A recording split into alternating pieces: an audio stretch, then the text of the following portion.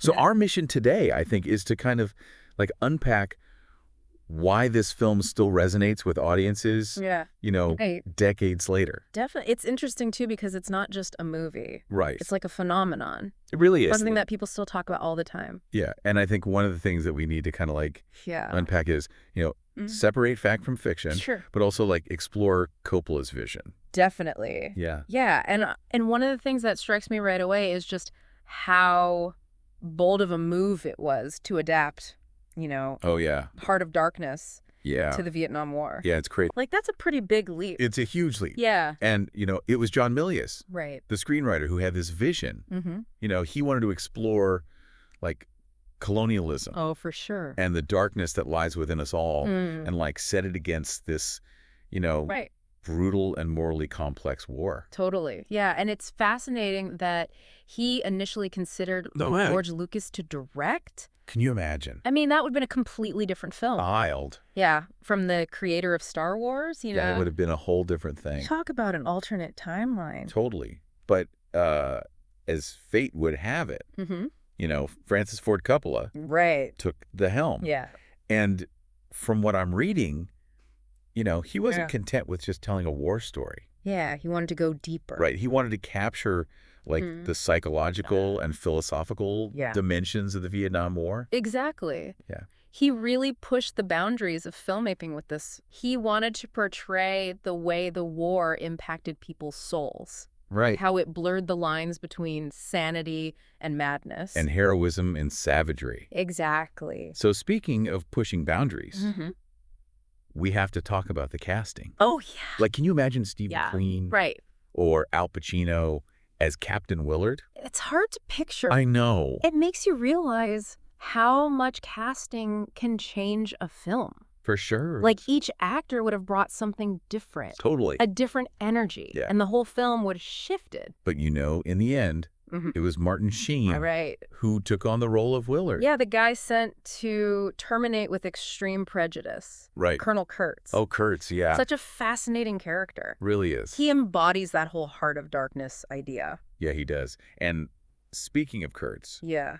the story behind casting Marlon Brando is insane. Oh, yeah. Like, he was huge. the biggest name in Hollywood at the time. And Coppola was, like, determined to have him. Yeah, but Brando had a bit of a reputation. Oh, he did. Yeah.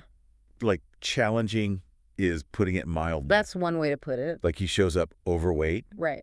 and unprepared Yeah. and wanted to improvise his lines. Instead of sticking to the script. Yeah, it's like a recipe for disaster. It's amazing the film got made.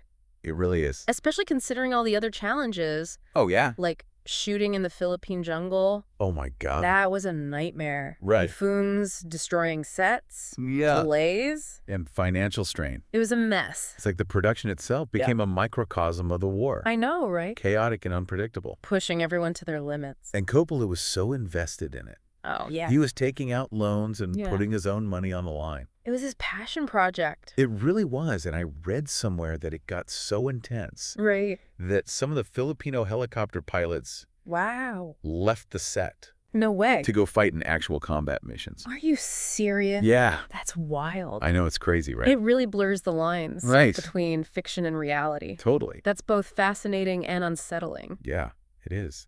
It's crazy to think about all that chaos during filming. I know, right?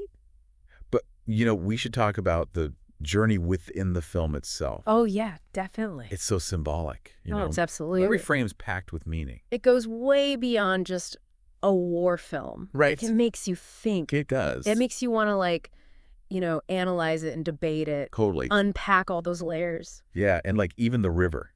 Yeah, the river. It's not just a setting. It's practically another character. It is. It's like it's taking you, the viewer, deeper into Willard's mind. And showing you how war just distorts everything. Exactly. Like reality and nightmare just blend together. It's like a descent into madness. It really is. And then there's that scene, the Toulon Bridge sequence. Oh, yeah. It's pure chaos. It's brilliant, though. Oh, it is. Like, it perfectly captures the psychological impact of war. Right. That bridge under constant attack. Yeah. Like, it represents how pointless it all is. It does. The breakdown of order. Yeah. And reason. It's overwhelming. It is. Visually and sonically. It's like you're right there feeling the trauma. Exactly. And then we have Kurtz.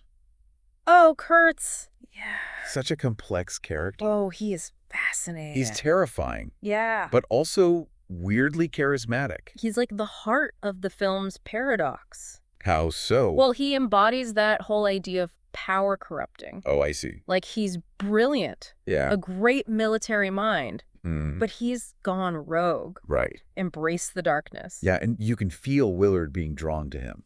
Oh, totally. Like he sees the horror, Yeah. but he's still fascinated. It's that pull, Oh, yeah, between good and evil. Right. Kurtz makes you question everything. And the fact that he's quoting T.S. Eliot. Oh, yeah, the Hollow Men. Yeah. It adds another dimension. It does. He's a prophet or something. Yeah, bearing witness to the meaninglessness of it all. It's powerful stuff. It really is. So we have to talk about the elephant in the room, Which is? the different cuts of the film. Oh, yeah. Theatrical redux Mm-hmm. and final cut. It's almost like 3 different journeys It's true. into the heart of darkness. And it shows how Coppola wrestled with the meaning. Exactly. Like he kept refining his vision. over time. So for someone who hasn't seen all the versions, Okay. what are the key differences? Well, the theatrical cut, that's the one everyone knows. Right. The original. From 1979. Yep. It's a tight, intense experience. Yeah. Clocks in at like 2.5 hours. But it was cut down, you know. Oh, yeah.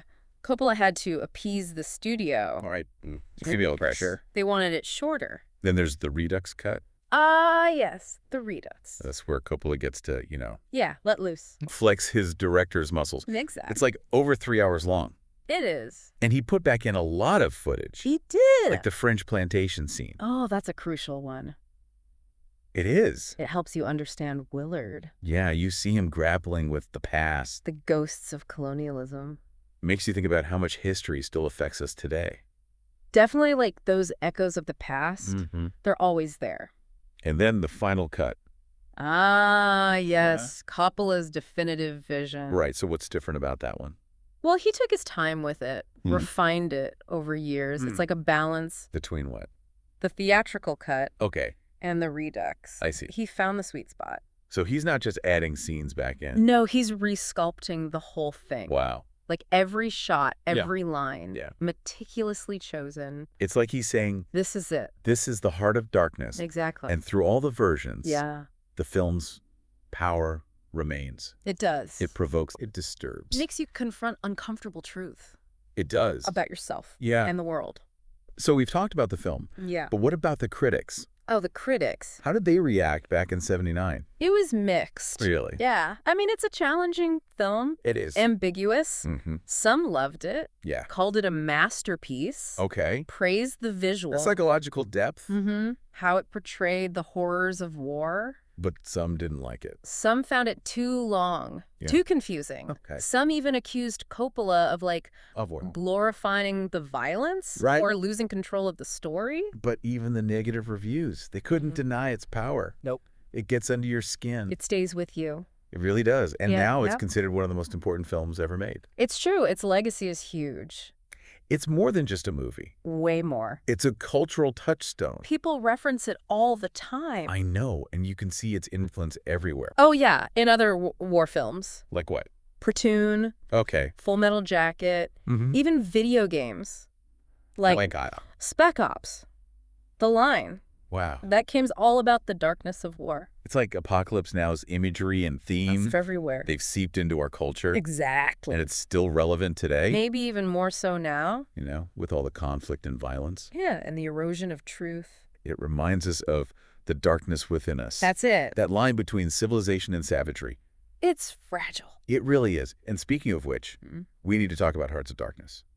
Oh, yeah, the documentary. It gives us a behind-the-scenes look. At the making of Apocalypse Now. Exactly. And it's just as intense. It really is. Coppola pushed everyone to the limit. Typhoons, Limit failures. Marlon Brando being Marlon Brando, It's amazing he finished the film. and Hearts of Darkness shows us the price he paid. Yeah, the personal and professional cost. It's a wild ride. I mean, it's amazing they actually made a masterpiece out of that whole mess. Right. Like, from all that chaos came Apocalypse Now.